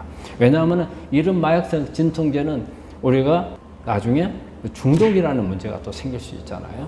그런데 암 환자들은 중독은 그렇게 많이 생기지는 않는다고 되어 있어요. 하지만 중독은 올 수는 있어요. 그런데 이런 약제들은 또 여러 가지 부작용도 또 같이 가지고 있어요. 뭐 식욕이 없어져 버리고, 그 다음에 오심구토 증상이 많이 나오고, 변비가 심해지고, 이런 부분들이 올 수가 있거든요. 그래서 꼭 필요한 경우에만 사용을 해야 되고, 또 이런 경우에는 앞에서 약으로 아닌 여러 가지 운동이라든지 이런 부분들을 해서 도움을 주면 약을 최대한 줄일 수 있는 방법이거든요. 그래서 그런 근육이나 관절에 대한 통증 문제는 이러한 방법들을 이용을 하면 도움이 될 수 있습니다. 우리 항암하는 동안에 체중이 빠지는 거는 첫째는 먹지를 못해서 체중이 빠지죠. 먹지를 못하니까 항암 부작용으로 인해서 먹지를 못하기 때문에 체중이 빠지고, 그리고 또 하나는 운동이라든지 이런 부분을 잘 못하기 때문에 근육이 빠지죠. 그래서 이제 체중이 빠지는 그런 부분인데, 이런 체중을 유지하기 위해서 우선 먼저 너무 많은 것을, 체중을 늘리기 위해서 너무 많은 것을 먹으려고 하는 것을 일단은 먼저 저는 꼭 우리 환자분들이 주의를 하셔야 된다고 생각을 해요. 항암을 하게 되면 우리 환자분들이 견디려면 잘 먹어야 된다. 그리고 살이 빠지면 안 된다. 이래가지고 막 많이 먹어요, 과식. 그런데 이 과식을 한다 해서 빠질 체중이 안 빠지냐? 그거 아니에요. 그래서 가능한 한 저는 우리 환자들이, 많은 환자들이 그런 부분들에서 잘못 생각하고 있는 부분이 있어서 그 말씀을 드리는 건데, 우리가 체중이 안 빠지도록 노력하는 것은 좋아요. 하지만 그러기 위해서 많은 과식을 한다는 것은 좋은 건 아니거든요. 그래서 어떤 부작용으로 인해서 이렇게 체중이 빠지는 경우는 제일 많은 게 잘 먹지를 못하는 거죠. 그러니까 먹지를 못하는 부분들을 해결하려면 어쨌든 식욕이 떨어지는 부분이거든요. 식욕이 떨어지는 부분하고, 그 다음에 이제 미각이 상실이 돼서 오는 부분이니까, 식욕이 떨어지는 부분들은 어때요? 분위기를 바꿔줘야 돼요. 분위기를 바꿔줘서 기분이 좋게끔 만들고, 그 다음에 이제 운동이라든지 이런 부분들을 해서 내가 지금 맛은 없고 하더라도 의욕을 가지고 먹을 수 있도록 이런 부분들을 조금 그런 분위기를 만들어야 되는 거고, 그리고 되게 또 먹지를 못하는 경우는 구내염이라든지 설사라든지 구토라든지 이런 증상들이 나올 경우에 먹지를 못하게 되니까 체중이 빠지거든요. 그래서 이런 부작용이 나오는 부분들을 잘 해결해야 돼요. 그래서 그 각각에 대한 부작용들에 대해서 적극적인 치료를 하는 게 좋겠고요. 암 환자들이 체중이 빠지는 것은 이제 항암을 하는 동안에 근육이 빠져버리죠. 그거는 환자들이 힘드니까 움직이질 않아서 그래요. 근데 항암을 할 때 내가 기력이 없어, 그렇기 때문에 나는 못 움직여, 이렇게 생각할 게 아니고 악착같이 움직여야 됩니다. 항상 이걸 생각하셔야 돼요. 우리가 우리 몸에서 가장 에너지를 많이 쓰는 거, 에너지를 가져가는 것이 근육이에요. 암세포는 에너지를 가져가는 속도는 빨라요. 하지만 근육만큼 가져가지 않거든요. 그러나 근육이 만약에 빠져서 거기에 소모될 에너지가 남는다면 그건 암세포가 또 가져갈 수가 있는 거예요.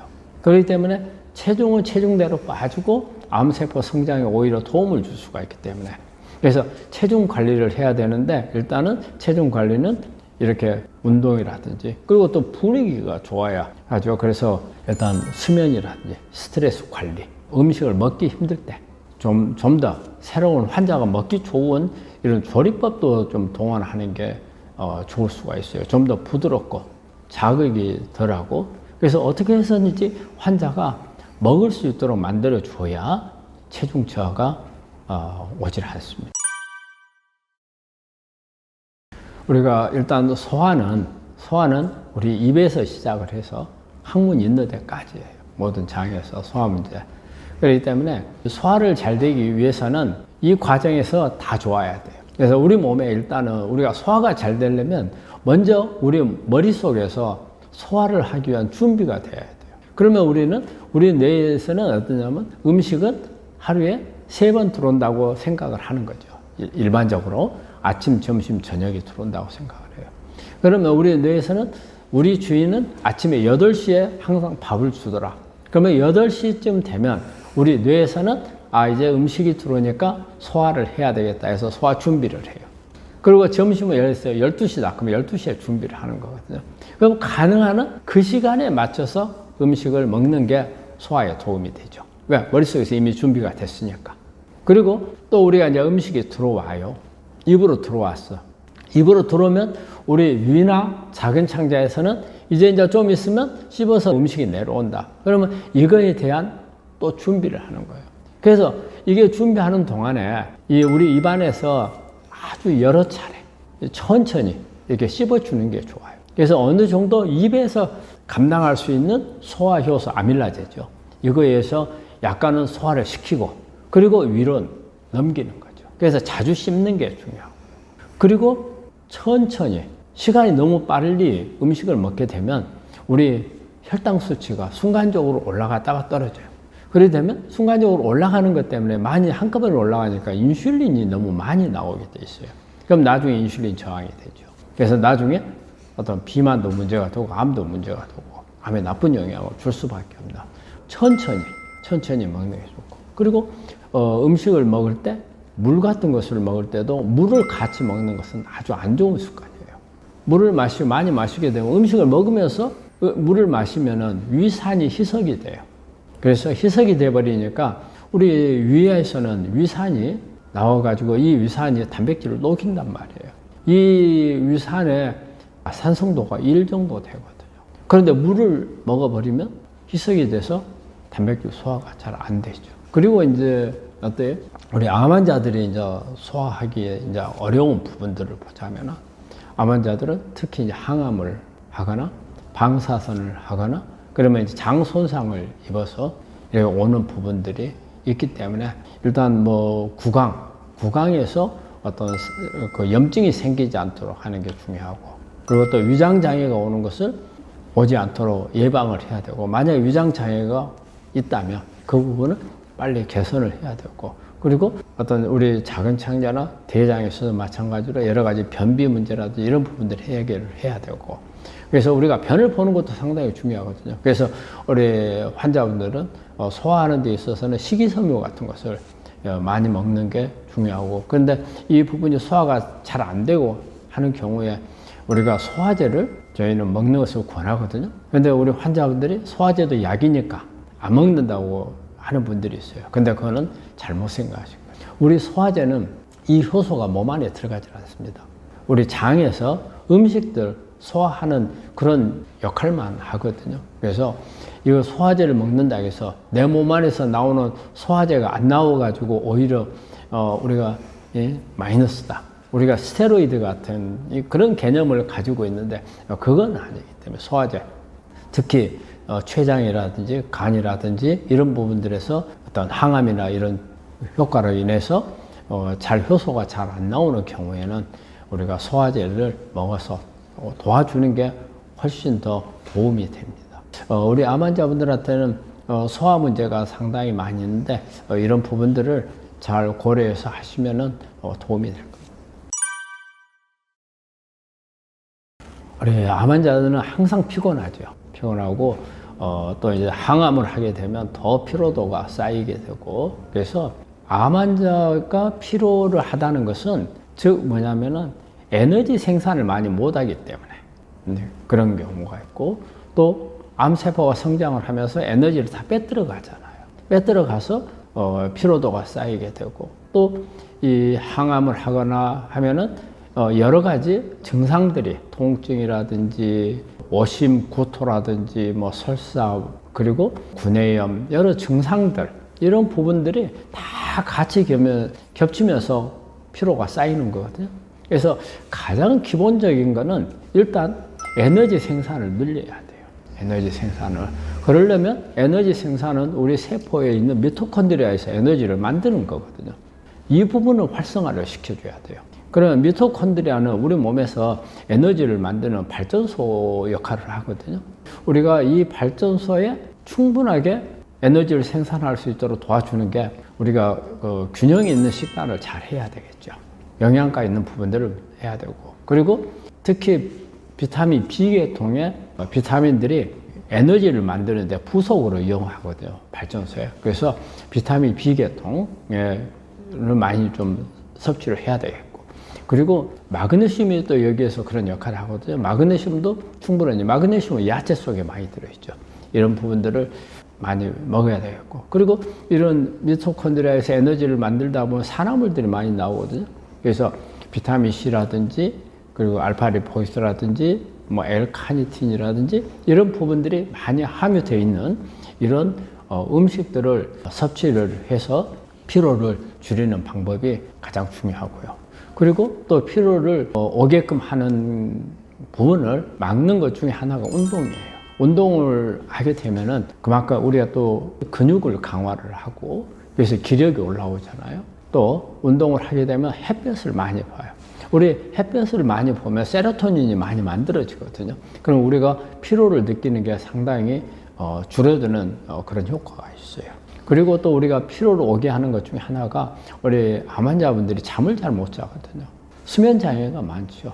일단 우리가 잠을 못 자면은 당연히 그 다음날 피로할 수밖에 없잖아요. 그래서 수면을 잘 유지할 수 있는 방법들. 우리가 암 환자 수면은 정말 여러 가지 잠을 잘 못 자는 분들은 방법들을 강구를 하셔야 돼요. 그래서 잠을 충분히 잘 수 있는, 우리가 항암을 하거나 이런 부분들이 이렇게 되면 당연히 잠을 못 자잖아요.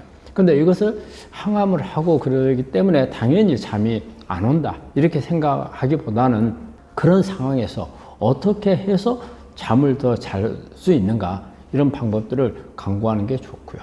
그리고 스트레스를 줄여야 됩니다. 우리가 스트레스가 많으면 짜증이 나고 피곤하잖아요. 그런 부분들. 그리고 또 하나는 항암을 하는 동안에 올 수 있는 어떤 약물이나 방사선이나 이런 부분에 인해서 오는 통증이라든지 이런 부작용들, 이런 부작용들을 줄이는 것도 하나의 피로를 줄일 수 있는 방법들이거든요. 그래서 이 환자분들 많이 피곤하고 기력이 떨어진 상황이라면 이런 부분들을 고려를 해서 보완을 한다면 피로도가 많이 줄어들 겁니다. 그 세포독성 항암제를 쓰는 분들이 구내염이 상당히 문제가 되고, 구내염은 단순히 우리가 입안에 통증이 나오고 그다음에 침 삼키기가 힘들고 이런 부분이 아니고 일단 음식 먹는 것이 어려워지잖아요.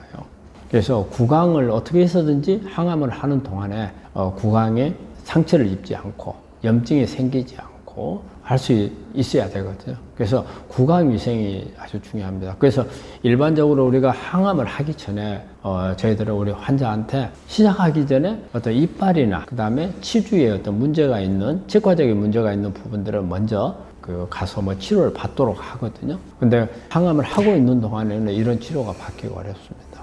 그리고 항암 약물들이 이제 구내염을 일으키는데 우리가 구강 내 이제 그 위생을 관리를 잘 하셔야 돼요. 그리고 양치질을 자주 하셔야 되고, 또 양치질을 할 때는 이게 항암을 하는 동안에 구강 점막이 아주 약하거든요.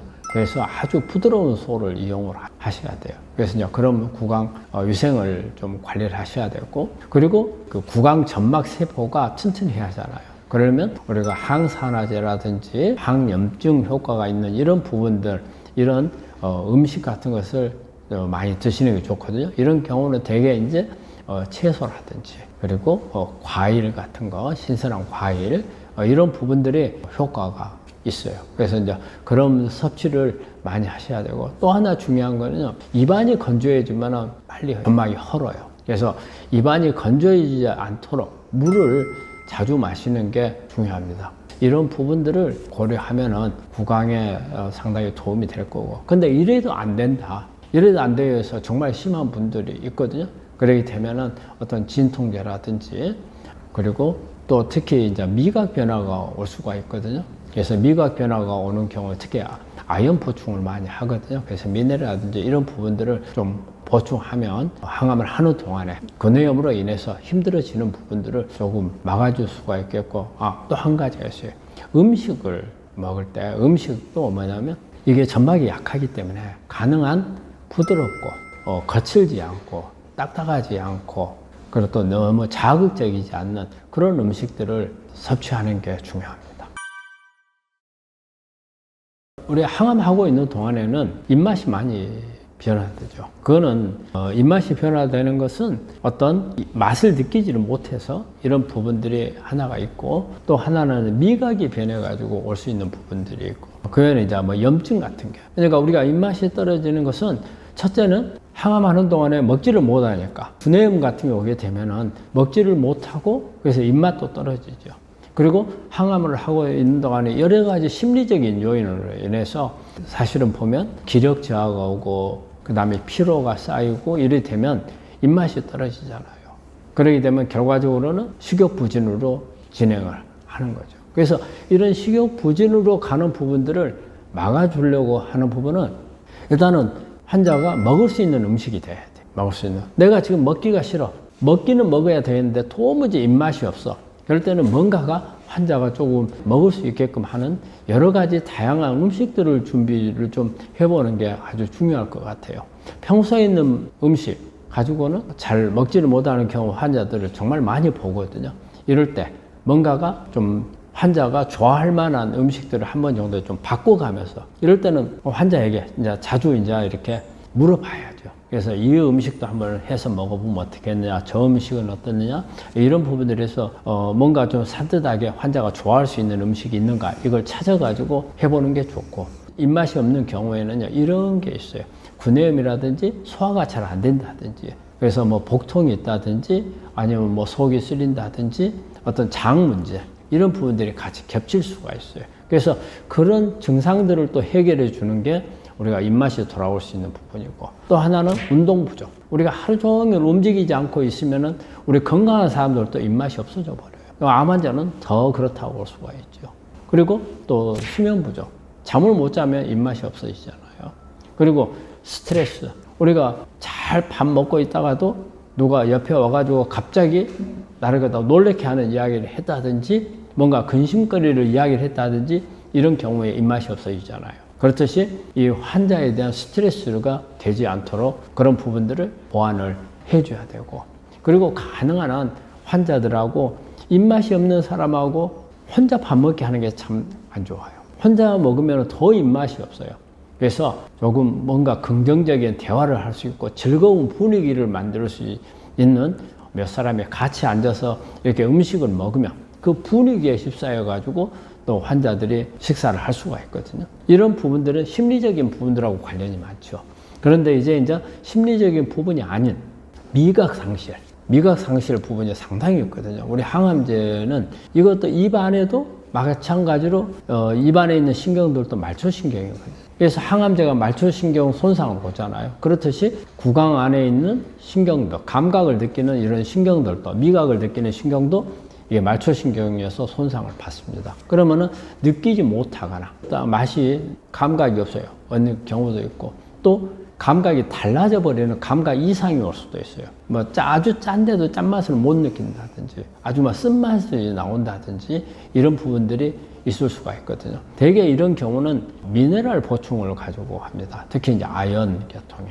그리고 테스트를 할 수가 있어요. 내가 미각 손상이 좀 왔는지 안 왔는지는 아연 제품을 좀 혀에다가 떨쳐보면 되게 아주 건강한 사람들은 엄청 떫은 증상이 나와요. 그런데 이렇게 미각 손상을 받은 분들은 감각을 못 느껴요. 뭐 밀가루 맛이라든지, 뭐 금속 맛이라든지, 뭐 아무 맛도 없다든지, 이런 표현을 하거든요. 이건 벌써 미각 이상이 온 거거든요. 이럴 때는 아연이라든지 이런 부분들을 보충해 주고, 딱 아연만이 아닌 경우 같으면 우리 여러 가지 미네랄 제품, 그리고 이런 미네랄이 많이 들어있는 채소에 많이 들어있잖아요. 채소, 과일, 이런 부분들을 같이 섭취하게끔 해주면 이런 입맛 없는 부분을 조금 보완할 수 있습니다. 암 환자가 근육이 약화되는 것은 일단 암이라는 것 자체가 어때요? 많은 우리 몸에 있는 에너지를 모두 다 빼들어 가잖아요. 우리 몸에 있는 지방도 빼들어 가고, 그리고 지방이 다 빼들어 가고 나면 근육도 빼들어 가고, 그렇기 때문에 일단은 어때요? 근력이 약해지죠. 그리고 또 우리 암 환자들이 어떤 여러 가지 아픈 증상이 많기 때문에 안 움직이죠. 안 움직이게 되면 일단은 근육이 빠져요. 우리가 건강한 사람들도 침대에다가 며칠만 움직이지 못하게 눕혀놓으면 근육이 다 빠져나가 버립니다. 그래서 우리 환자들 근육이 안 빠져나가기 위해서는 어때요? 일단은 자주 움직여야 돼요. 그래서 근육을 기를 수 있는 방법, 이거는 운동이에요. 가장 좋은 방법은 운동을 많이 해서, 운동을 하게 되면 결과적으로는 근육을 기르거든요. 근데 우리가 일반적으로 암 환자 운동을 할 때 유산소 운동을 한 4, 50분 하고 근력 운동을 5 내지 10분 정도 하라고 권하거든요. 이때 5 내지 10분, 이게 바로 근육을 빠지지 않게끔 하기 위해서 하는 운동이거든요. 그래서 이런 운동을 하면은 근육이 빠지질 않고요. 그 다음에 근육이 잘 만들어질 수 있도록 도와줘야 하잖아요. 이런 경우는 균형된 영양이 공급이 돼야죠. 특히 이제 이럴 때 오는 것은 이제 단백질이죠. 그래서 단백질을 공급을 해야 되는데, 이때 공급하는 단백질은 가능한 식물성 단백질이었으면 좋겠다 하는 거고, 그리고 근육에서 에너지 생산을 잘 해야 되기 때문에 이 에너지 생산을 잘 하도록 도와주려면 비타민이나 미네랄, 물 공급이 잘 돼야 돼요. 그렇기 때문에 일단 음식도 잘 먹어야 된다는 거죠. 그리고 이런 비타민 공급하기 위해서는 채소라든지 과일이 잘 돼야 되고, 그리고 운동을 열심히 해야 되고, 그리고 사람이 스트레스를 받으면 잘 움직이지를 않아요. 그렇기 때문에 스트레스를 받지 않아야 되고, 그 다음에 수면 같은 것을 잘 하셔야 되고, 그리고 운동도 어느 때 하느냐가 상당히 중요해요. 요즘에 날이 엄청 덥잖아요. 더우면은 막 저녁에 늦게 9시 이후에 좀 시원해지면 그때 운동을 한다. 그거는 오히려 수면을 방해하고 내 생활 리듬을 깨거든요. 그래서 그런 경우에는 좋은 운동이 아니고, 그리고 가능한 한 어때요? 식전에 운동하는 경우는 우리가 빈속이거든요. 그것보다는 우리가 식사하고 나서 한 30분 정도 있다가 하는 운동이 훨씬 더 활기차게 운동을 할 수도 있고 근력을 기르는 데도 도움이 될 수가 있습니다. 우리 암 환자의 오는 통증은 정말 뗄 수 없는 그거죠. 그래서 일반적으로는 이제 급성 통증이라고 하는 것은 수술을 하고 난 후에 회복을 하기 위한 통증, 또 수술을 하면서 여러 가지 조직이나 기관, 장기를 손상을 줘가지고 이 후유증으로 남는 통증, 그리고 항암이나 방사선 이런 부분으로 인해서 오는 통증, 그리고 암 자체가 어떤 유발하는 통증, 이런 부분들이 올 수가 있는데, 여기서 이제 만성적인 통증이라는 부분, 이런 부분들은 대개 치료하는 과정에서 생긴 후유증이 회복이 오랫동안 안 돼서 이제 오는 통증이 있을 수 있는데, 여기서 만성 통증의 중요한 부분은요, 통증 원인은 없어지고 증상만 느껴지는 경우가 이제 제일 큰 문제입니다. 이를 우리가 만성 통증은 대부분 그래요. 예를 들어서 내가 오랫동안 어떤 수술을 해가지고 뭐 근골격계가 아팠어. 근데 나중에는 이게 풀렸는데도 내 머릿속에는 통증이 계속 느끼고 있는 경우가 있거든요. 그래서 만성 통증은 심리적인 부분이 훨씬 크다고. 그래서 이런 부분들을 어떻게 해결을 할 건가 참 쉽진 않아요. 그런데 이런 부분들을 무조건 어떤 진통제나 마약 진통제 이런 부분들을 가지고 해결을 하려고 하면은 오히려 진통제를 오래 씀으로써 통증이 더 유발되는 경우도 있어요. 그리고 마약 진통제를 쓰면 잘못하면 중독이라든지 이걸로 인한 부작용도 나올 수가 있거든요. 그래서 가능하면 이런 방법들을 쓰지 않는, 첫째 가장 권하는 것은 운동이죠. 운동을 많이 하게 되면은 운동이라는 거 이 자체가 우리 신진대사를 촉진을 시켜주고 근골격계의 어떤 활력을 활성화를 시켜서 아주 그 통증을 가라앉혀주는 그런 도움이 될 거고요. 그리고 또 체온을 높여주는 것도 중요합니다. 체온을 높여주면, 우리가 일반적으로 체온을 높이면 면역이 증가한다고 되어 있어요. 그런데 또 마찬가지로 이런 통증을 잡아주는 그런 부분들도 있어요. 그리고 운동을 하는 가운데 우리가 햇볕을 많이 보고 그 다음에 신선한 공기를 들이마시게 되면은 우리가 세로토닌이라든지 가바라든지 이런 물질들이 우리 몸 안에 도파민 이런 부분들이 만들어지면서 이 통증을 억제시켜주는 그런 게 있어요. 그래서 햇빛을 많이 운동하면서 햇빛을 보고 기분 전환도 되면서 통증 억제가 되도록 하는 이런 부분들이 있거든요. 그리고 통증을 가지고 있는 사람이 잠을 잘 못 자면은 훨씬 더 심해져요. 그래서 잠 잘 자는 거, 그 다음에 스트레스 있는 경우에도 그렇거든요. 그리고 통증이 있는 데서 가능하면은 우리가 신선한 채소라든지 과일 같은 걸 먹는 것도 우리 몸 안에서 항산화제가 우리 몸 안에 많이 만들어지면서 통증을 억제시켜주는 그런 효과도 가지고 있거든요. 그리고 이제 이런 부분들이 잘 안 된다. 이래 되면 이제 우리가 어떤 약을 써야 되는 경우가 있잖아요.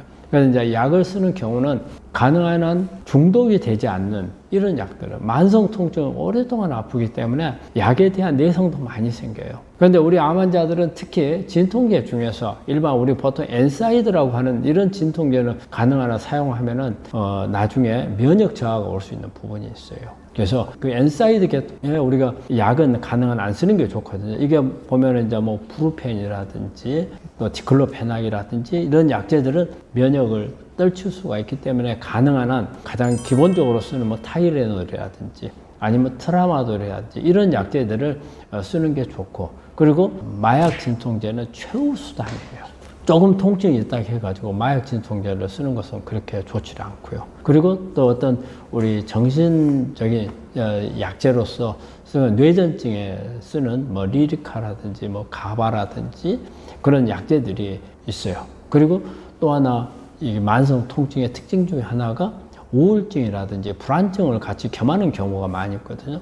그럼 이런 부분들에 대한 약제들, 항우울제라든지 이런 부분들을 쓸 수 있는데, 항우울제나 이런 부분들은 이게 나중에는 중독이 올 수가 있고요. 습관성이 될 수가 있고, 그리고 오히려 여러 가지 좋지 않은 오히려 우울증을 더 악화시킬 수 있는, 그 다음에 자살 충동을 느끼는 이런 부분들도 있기 때문에 그런 약제들도 꼭 필요한 경우에는 사용해야 되겠지만 장기 복용을 한다든지 어떤 습관적으로 먹는다든지 이런 부분들은 아닙니다.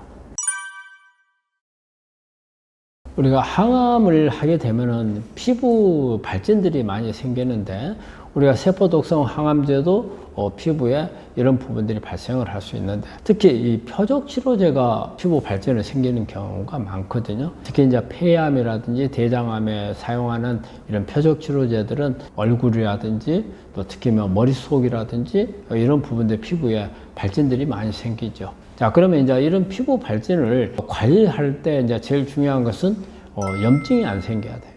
이게 염증이 생겼을 때는 그렇지 않아도 항암을 하고 있는 동안에 내 몸에 대한 면역이라든지 이런 게 취약해 있는데, 염증이 생기면 이 염증 때문에 여러 가지 문제가 야기될 수 있거든요. 그래서 염증이 생겨서는 안 될 거고요. 그렇기 때문에 상처를 내서는 안 돼요. 상처를 내서는 안 되고, 피부를 보호하는데 가능한 한 목욕을 너무 자주 하는 거, 너무 가끔 떠는 것도 좋은 게 아니에요. 그렇게 되면은 우리 피부가, 우리가 보통 때라 가잖아요. 겉에 있는 표피가 빨리 박리가 되면은 그것도 마찬가지로 밑에서 아직 성숙되지 않는 피부 세포들이 올라와야 되기 때문에 이것 자체가 또 가려움증을 유발을 할 수가 있어요. 그래서 그렇게 되면은 오히려 더 염증도 생기고 그 가려움 때문에 힘들어지는 이런 부분들도 될 수가 있기 때문에 너무 자주 목욕을 하는 건 좋지 않고, 그렇다 해서 안 하는 것은 또 그것도 아니거든요. 위생상 아닌 거고. 그래서 적당히 하는 게 중요하고, 가능한 한 어떤 보습제를 바르는 게 좋아요. 그래서 피부를 가능한 촉촉하게 만들어주는 게 피부를 보호하는 방법이거든요. 그리고 또 피부가 잘 보호가 되려면은 피부 세포가 튼튼해야 돼요.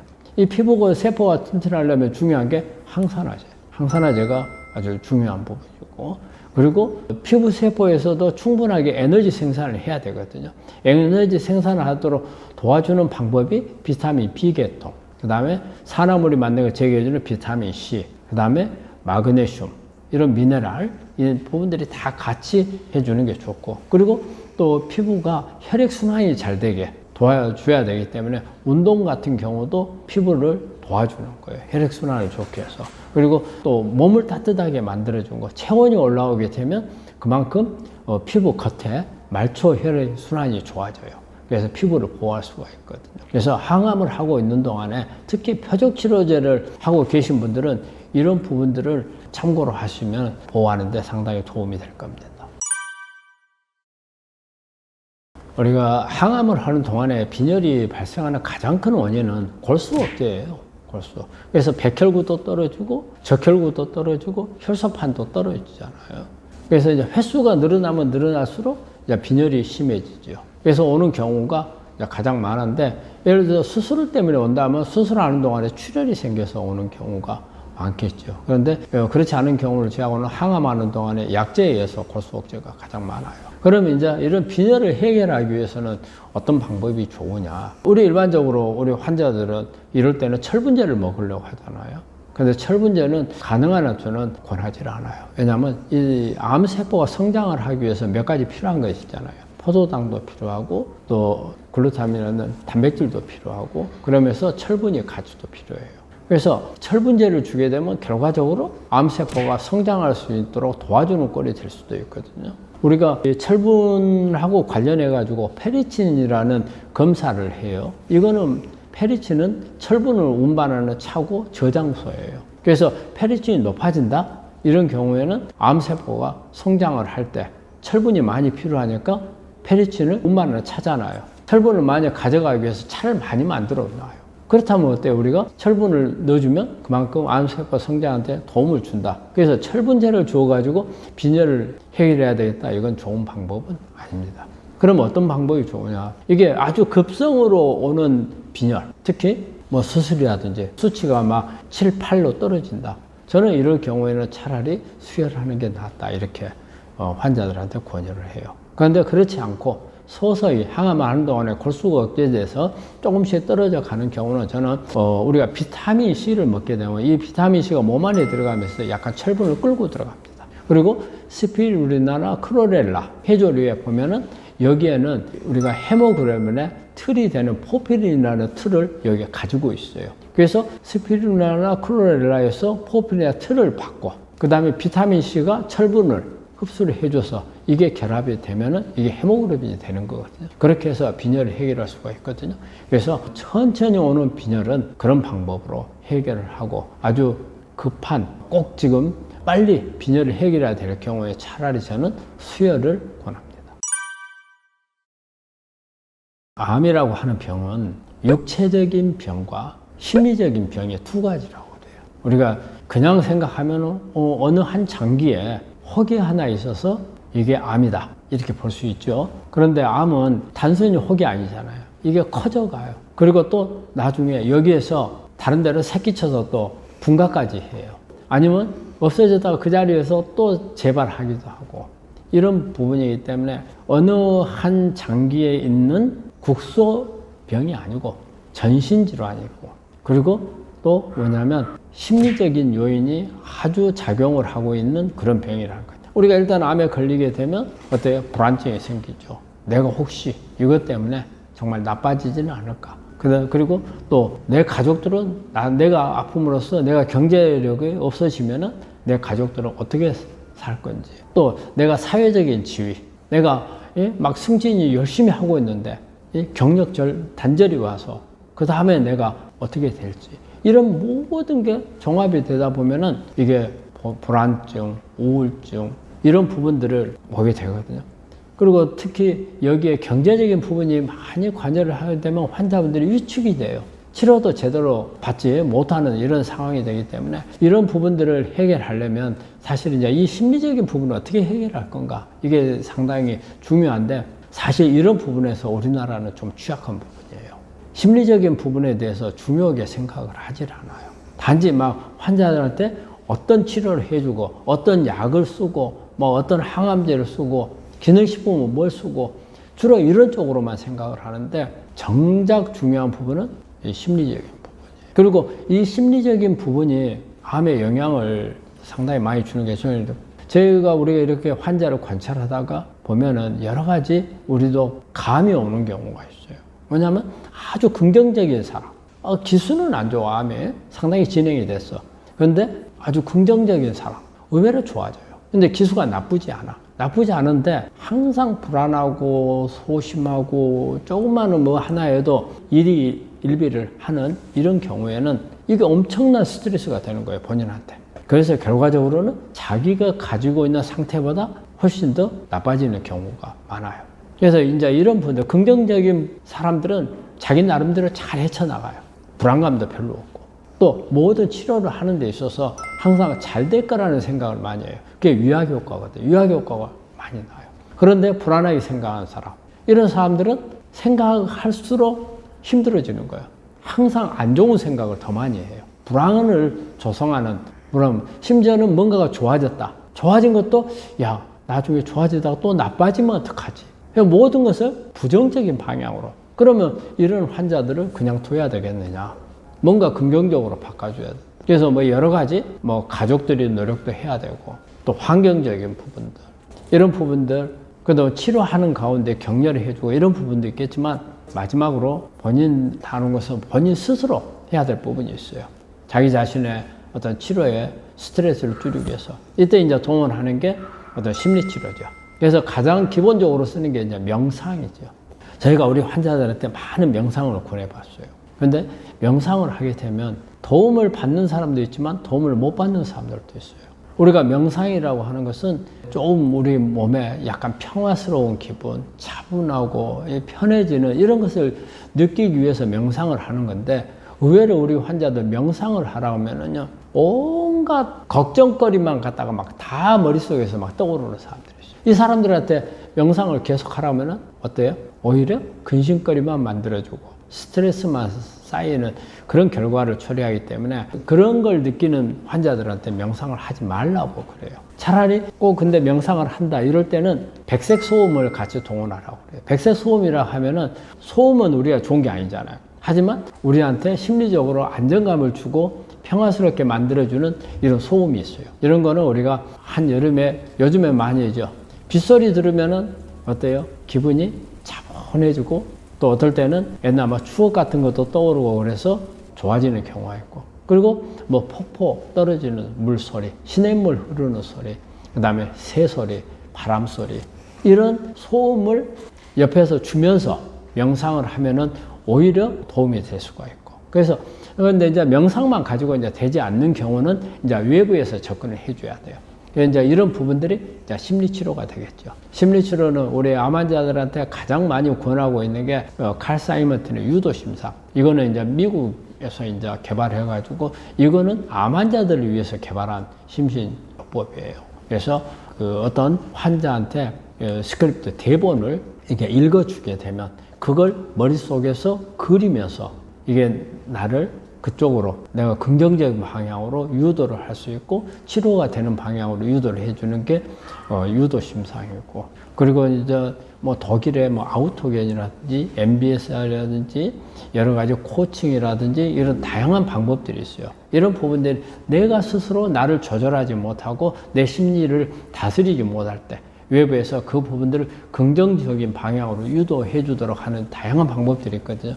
그래서 우리 환자분들은 그런 부분이 별로 중요하지 않다 생각을 하고 이거는 뭐 내가 암에 걸렸으니까 뭐 이런 생각 누구나 할 수 있는 거 아니냐. 그리고 불안한 거 누구나 똑같지 않느냐. 그리고 걱정하는 거 똑같지 않느냐. 이런 생각 하신 분들 이런 심리치료에 한번 접근을 해서 해보시면 의외로 달라집니다. 그리고 여기에다가 어떤 미술치료라든지 음악치료라든지 이런 부분들이 같이 결부가 된다면 생각지도 않는 긍정적인 방향으로 바꾸고 내가 왜 이런 부분들을 전혀 몰랐을까 하는 생각을 하게끔 돼요. 그래서 이 암은 심리적인 부분이 절반이라고 그래요. 육체적인 부분이 절반, 심리적인 부분이 절반. 그런데 육체적인 치료하면 절반만 하는 거잖아요. 나머지 50%도 치료하셔야죠. 그래서 마음이 불안하고 그리고 자기 스스로 뭔가 조절이 잘 안 되고 하는 분들은 필히 이런 심리 치료를 좀 받아보시는 게 도움이 됩니다.